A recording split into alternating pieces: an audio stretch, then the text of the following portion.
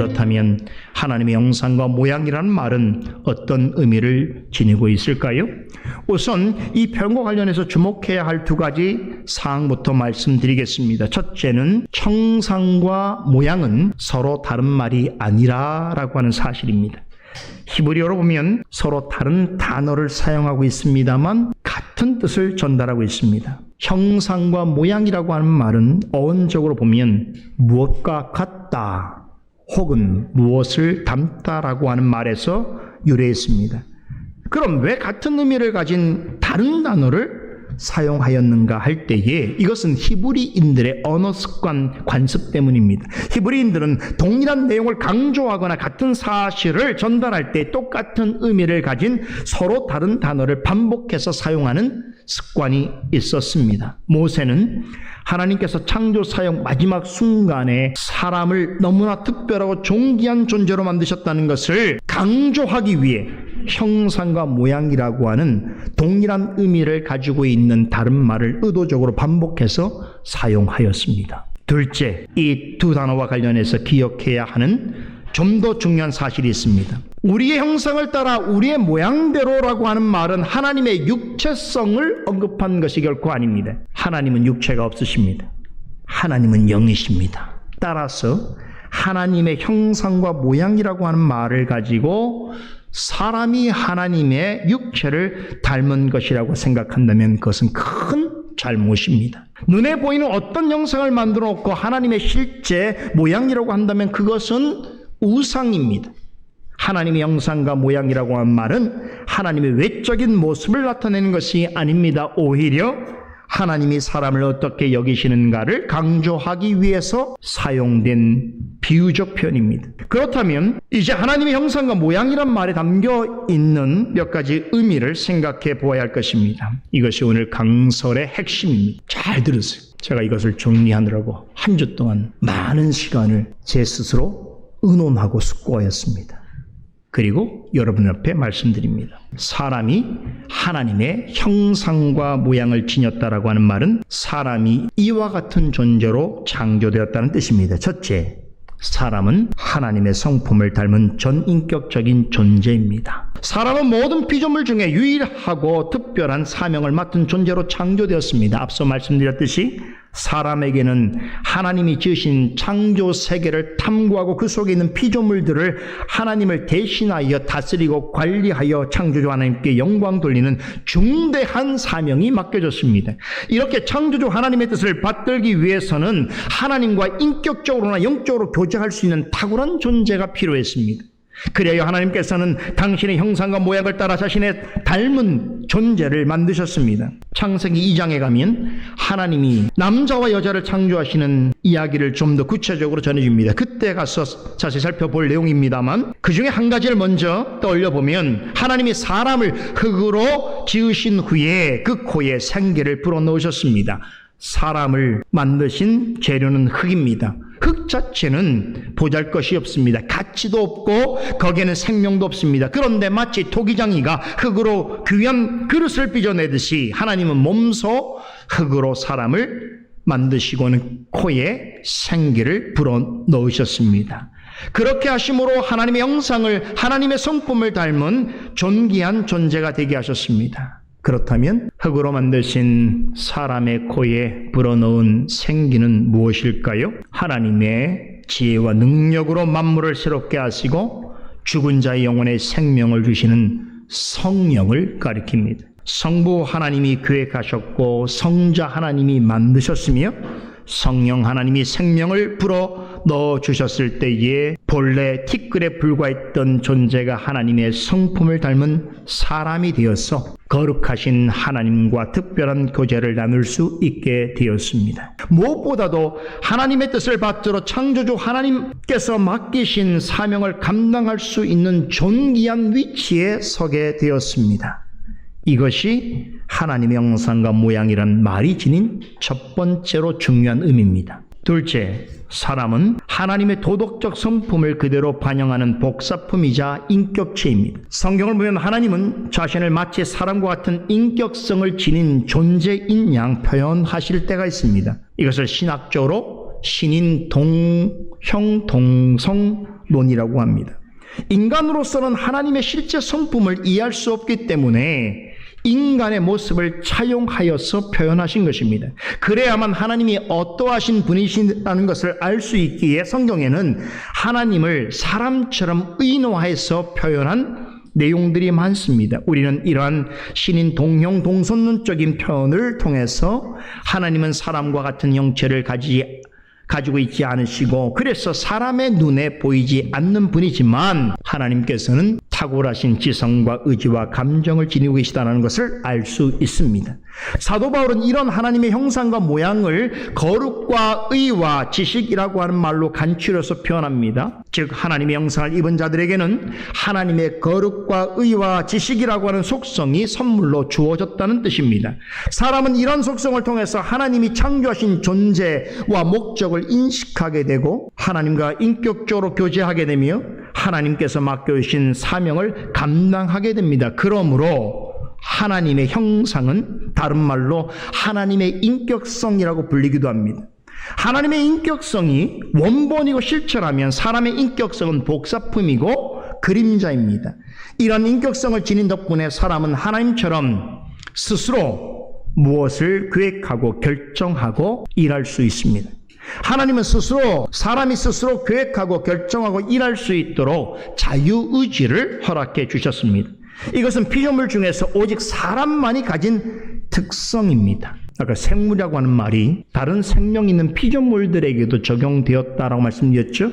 그래서 다른 피조물, 생명 있는 피조물들도 스스로 생각하고 결정하고 행동할 수 있습니다만 사람과 다른 점은 무엇입니까? 사람은 하나님처럼 할 수 있다는 것입니다. 하나님과 같다는 뜻이 아니라 하나님처럼 스스로 무언가에 대해서 계획하고 결정하고 실행할 수 있는 그러한 자유의지를 지닌 유일한 피조물이라고 하는 뜻입니다. 사람이 피조물 가운데 유일하게 이런 인격성을 지닌 존재가 될 수 있었던 것은 하나님의 형상을 입은 존재로 지음받았기 때문입니다. 그런 점에서 사람은 하나님의 인격성을 반사하는 복사품이라고 할 수 있습니다.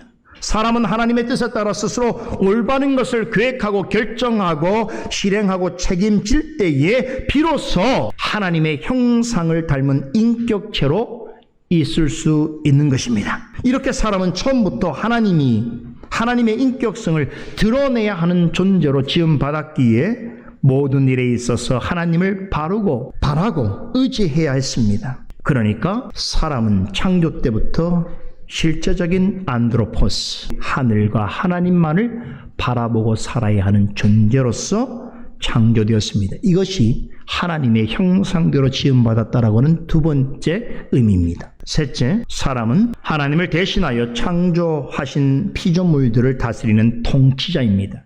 본문 26절과 28절에 보면 하나님이 사람에게 모든 생물을 다스리게 하자라고 하시는 말씀이 나옵니다. 하나님은 태초에 세상을 창조하실 때부터 자신을 대신하여 피조세계를 다스릴 적임자를 염두하고 계셨다라고 하는 의미입니다. 사람을 통해 그 일을 행하고자 하셨습니다. 그래서 창조 사역의 마지막 순간에 사람을 이전에 만드신 피조물들과는 완전히 다른 방식으로 지으셨습니다. 창조하신 세계와 다양한 피조물들을 다스리게 하시기 위해서 사람을 하나님의 형상대로 지으셨습니다. 그런 점에서 사람은 창조주 하나님의 뜻을 받들어 창조 세계를 관리하고 돌보고 발전시켜야 하는 사명을 맡은 이 땅의 통치자라고 할 수 있습니다. 이 중차대하고 거룩한 사명을 잘 감당할 수 있으려면 특별하고 존귀한 존재였습니다. 하나님이 지으신 거대한 창조 세계를 다스리려면 모든 면에서 다른 피조물들과는 달라야 했습니다. 어떤 점에서는 창조주와 유사한 점을 가져야만 했습니다. 이 때문에 하나님께서 사람을 당신의 형상과 모양대로 지으신 것입니다. 그러나 하나님을 닮았을 뿐 철저하게 하나님을 섬기는 존재였습니다. 그래서 하나님은 사람을 자신의 형상과 모양대로 지으실 때에 다른 피조물들에게는 없는 존엄과 지위를 부여하셨지만, 다시 말해서 능력과 존귀함에 있어서는 다른 피조물들과는 완전히 다르게 창조하셨지만, 시편 8편에 시인 다윗이 고백한 것처럼 하나님과 천사들보다는 못하게 지으셨습니다. 그럼에도 주의 손으로 만드신 것들을 다스리게 하시고 만물을 그의 발 아래 두셨습니다. 이렇게 원래는 흙과 같은 존재였던 사람은 하나님의 특별한 은혜를 입어서 하나님의 형상으로서 이 땅에서 하나님을 대신하여 피조물을 다스리는 엄청난 지위와 책무를 얻게 된 것입니다. 이것이 세 번째로 하나님의 형상을 따라 지음받았다는 의미입니다. 넷째로 사람은 하나님의 자녀입니다. 성경에 보면 형상과 모양이라고 하는 이 단어가 주로 구약 성경에 아버지와 아들의 관계를 지칭할 때 사용되어지는 것을 확인해 볼 수 있습니다. 창세기 5장 1절에서는 아담의 족보를 소개할 때에 첫사람 아담을 하나님의 형상으로 지음받았다라고 소개합니다. 여기서 말하는 하나님의 형상은 아까 제가 소개했던 사도 바울이 말한 바 있는 신학적인 의미에서의 지식과 거룩과 의를 의미하는 것이 아닙니다. 자녀 혹은 후손을 뜻합니다. 이어지는 5장 3절에서는 이런 뜻으로서 아담의 아들 셋을 가리켜서 아담이 자기 모양 곧 자기 형상과 같은 아들이라고 소개합니다. 여기서 아담의 아들을 소개할 때의 자기 모양, 자기 형상이 지금 우리가 보고 있는 창세기 1장에서 하나님께서 자신에게 적용하는 단어와 똑같은 말입니다. 이렇게 본문에 사용된 형상과 모양이라는 말에는 자녀 혹은 후손이라고 하는 뜻이 담겨 있습니다. 이 의미를 오늘 본문에 적용하자면 우리의 형상을 따라 우리의 모양대로 우리가 사람을 만들자라고 하는 말씀은 하나님이 아담과 그의 후손 중에서 일부를 당신의 자녀로 창조하셨음을 강조하는 말씀이라고 볼 수 있습니다. 사람은 하나님의 피조물인 동시에 하나님의 자녀로 창조되었습니다. 하나님의 자녀이므로 하나님을 닮을 수밖에 없었던 것입니다. 하나님이 만드신 피조물들 가운데 부자지간의 관계를 맺으신 대상은 오직 사람뿐입니다. 이런 관계성은 우리로 하여금 장차 사람의 몸을 입고서 하나님의 독생하신 아들로 오실 예수 그리스도의 오심을 기대하게 합니다. 예수님은 하나님에 의해 피조된 존재는 아니었지만 하나님의 아들이라고 불리웠습니다. 왜냐하면 예수님은 인간의 몸을 입은 자들 중에서 하나님의 형상을 가장 완벽하고 가장 순전하게 드러내신 유일하신 분이시기 때문입니다. 그리하여 사도 바울은 골로새서 1장 15절에서 예수님을 가리켜 그는 보이지 아니하는 하나님이 우리가 볼 수 있게 드러나신 하나님의 형상이라고 말했습니다. 정확하죠. 우리 눈에 보이지 아니하시는 하나님을 우리가 볼 수 있게끔 드러내게 하신 하나님의 형상이 곧 예수 그리스도라는 것입니다. 그 때문에 우리는 예수 그리스도를 통하여서 보이지 아니하는 하나님을 알고 믿을 수 있게 된 것입니다. 예수님의 제자 빌립이 예수님에게 주여 우리에게 하나님 아버지를 보여주소서라고 간청할 때 예수님께서 이렇게 답변하셨죠. 나를 본 자는 아버지를 보았거늘 어찌하여 아버지를 보이라 하느냐라고 하시면서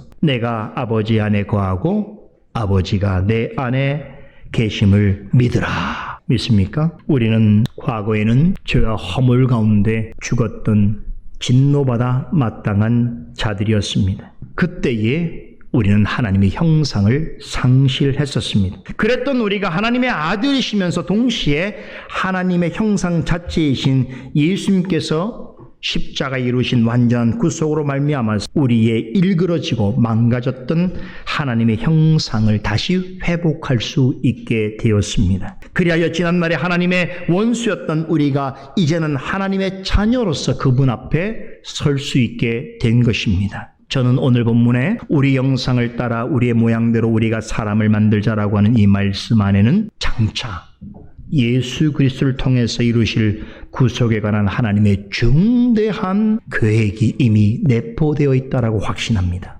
다섯째, 모든 사람은 곧 남자와 여자 모두 다 하나님의 형상입니다. 본문 27절은 하나님이 자기 형상 곧 하나님의 형상대로 사람을 창조하시되 남자와 여자를 창조하셨다라고 전합니다. 여기서 우리말로 사람이라고 하는 이 말에 해당하는 히브리어가 아담입니다. 아담. 27절은 하나님이 남자와 여자 이전에 자기 형상대로 사람을 창조하셨다고 하는데 이 사람이 바로 아담입니다. 아담이라고 하는 말에는 이중적인 의미가 있습니다. 고유명사로 사용되어질 때는 최초의 사람이자 하와의 남편으로서의 아담을 의미합니다. 그런데 보통 명사로 사용될 때는 일반 사람을 가리킵니다. 본문은 보통 명사로서의 아담을 의미합니다. 그러니까 본문은 하나님은 자신의 형상을 따라 남성 아담과 여성 아담을 창조하셨다라고 하는 뜻입니다. 남자나 여자나 다 하나님의 형상대로 지음을 받은 사람 곧 아담입니다. 이처럼 하나님은 남자와 여자를 만드실 때에 다른 피조물에게서는 찾아볼 수 없는 매우 독특한 표현과 방식을 사용하십니다. 하나님이 창조하신 사람은 오직 남자와 여자뿐입니다. 하나님은 남자만 아니라 여자도 함께 하나님의 형상으로 만드셨습니다. 창세기 2장 말씀 때 좀 더 자세히 살펴보겠습니다만 오늘 본문에서 강조하는 특이한 점 한 가지는 하나님은 사람을 지으실 때에 동식물처럼 지었지 않으셨다는 것인데 동식물들은 각각 그 종류대로 만들었습니다. 그러나 사람은 오직 남자와 여자라는 성별을 지닌 존재로서 창조하셨습니다. 남자는 남자대로 사람이고 여자는 여자대로 사람이지만 하나님의 형상으로서 하나님이 맡기신 사명을 온전히 감당하기 위해서는 남자만 있어서는 안 됩니다. 그렇다고 여자만 있어서도 안 됩니다. 남자와 여자가 함께 해야 합니다.